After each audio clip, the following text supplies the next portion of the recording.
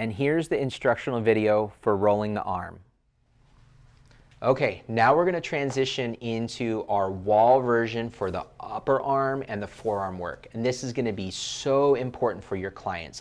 Anybody who's having any kind of issue for those arms, the shoulder, the neck, adding this into that protocol for them, there's going to be a lot of times where this is literally the technique that I give to super level MLB players or tennis players and or our everyday average Joes and Janes that are our weekend warriors and our painters, our potters, our musicians, or anybody suffering from any kind of movement issues or pain within the upper arm and the forearm. So what we're going to do is we're going to have Jenna put the roller against the wall, and she's going to put the roller against the wall in a horizontal fashion, and we're actually going to start up about the mid-deltoid level.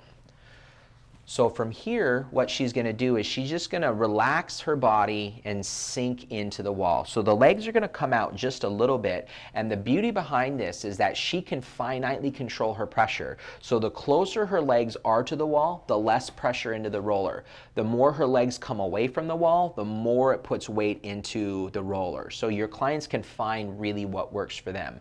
The key is that they're not doing two things. The first thing that people tend to do, or our clients tend to do, is that they tend to shrug the shoulder up and bring the shoulder down to do the motion. And that's really not accomplishing anything other than getting those muscle areas in that fascial tissue to contract even more. So what we want Jenna to do is just stay all the way soft, so nothing within this shoulder girdle and neck is working.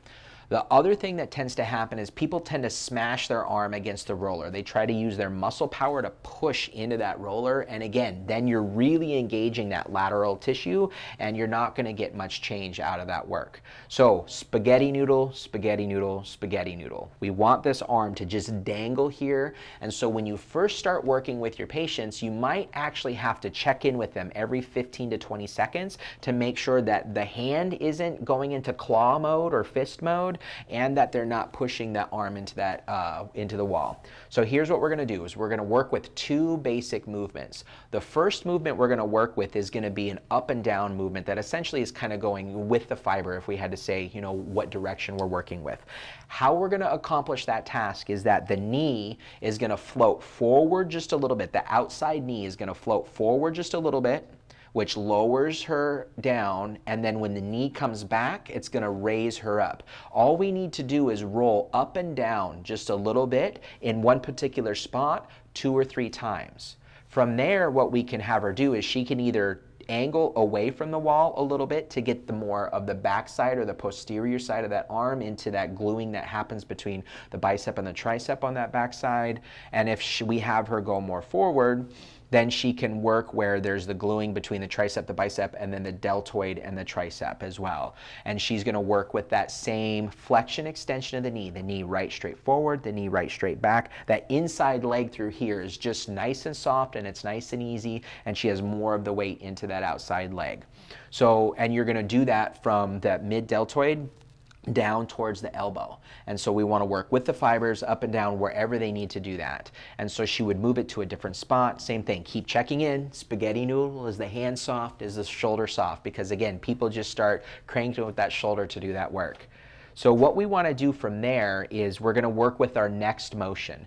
Now again, what happens within the cylinder of this arm is that the tissues start to get twisted and rolled out, and they get glued into certain positions. So Jenna's going to pause for just a second. So what happens is that if we take the shirt or a sock and if it gets twisted on the body, then what happens is that even if I move it up and down and try to position it that way, it doesn't really change. So what I have to do is I have to unravel the twist out of that tissue to be able to get this whole cylinder to soften and let go, so we're not getting any impingement along the veins and the arteries that can facilitate some of our thoracic outlet syndromes that we see within our patients that can mimic carpal tunnel issues. So a lot of these issues in the shoulder, neck, wrist, elbow, hand really can stem from this connective tissue just being too tight and rotated in an incorrect position. So what we're going to have her do to unravel that twist so the arm can hang in a more neutral position is she's going to start with her body perpendicular to the roller here, so where her shoulder is coming straight out away from the wall. From here, she's going to spaghetti noodle her arm. She's going to lean into that wall, and she's going to roll her body from the outside to the inside of the arm. So essentially what's happening is that she's getting hooked in here and she's rotating through that tissue and she's moving through that tissue. And again, the technique itself is not actually lengthening fascia. What's happening is that as she puts pressure into this, it's stimulating the sensory system within the brain. The brain says, oh my gosh, that's safe, it feels good, it's going to distract it for a second, and then the motor out changes. So it actually lets the fascial tissue go and it lets the muscle cells go. So that idea that we're lengthening fascial tissue as we're working just isn't true, and research has proven that to be the case. So as she's working through here, she's going to lower that roller down, she's going to find the next spot, she's going to spaghetti noodle the arm, and again, she has her arm between her rib cage and the roller here, and that's where the work is coming from. And so she just leans in, as easy as pie. She's going to rotate, or she's either going to work up and down, a very small, slow motion, stick her slow always, or she's going to roll from the outside to the inside, take that pressure off just a little, reposition, and then she's going to go again. And we're actually going to do this from the shoulder all the way down through the elbow, all the way down to the wrist, and that's how we're going to work that arm. Now, the added benefit that we can add again is that if our client's legs are having a hard time, we're going to come back to our handy dandy stool. So Jenna's going to go ahead and go right there. Okay, we're going to put the stool down. They're going to repeat exactly the same thing. So again, if you have some older patients who are really struggling with being load bearing in their legs, or maybe you're working with a paraplegic who has lost the ability to be in their legs, it doesn't matter. We have a way for everybody to be able to do this motion. So now what she's going to do is, because she can't use the knees to float her body up and down, this gets a little bit more tricky, but it's still super simple once your clients get it. So now, instead of shrugging the arm up and down to do this motion, what she's going to do is she's just going to let her trunk go over a little bit, and then she's going to bring herself back up to level. So as she sinks that left shoulder down, it's happening from her rib cage. So as she does this, the left shoulder goes down, and then the left shoulder comes up, not because she's shrugging the shoulder up and down, but because she's changing the pitch within the angle of her spine.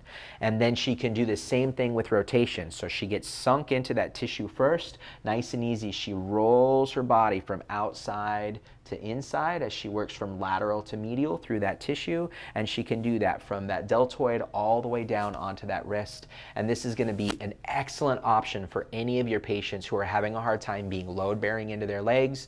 And again, this is a safe way to do this, where if you try to do this work on the floor, your whole body weight is laying on the floor, and it's just not a safe way, in my experience, to be able to have your clients try to work through those arms.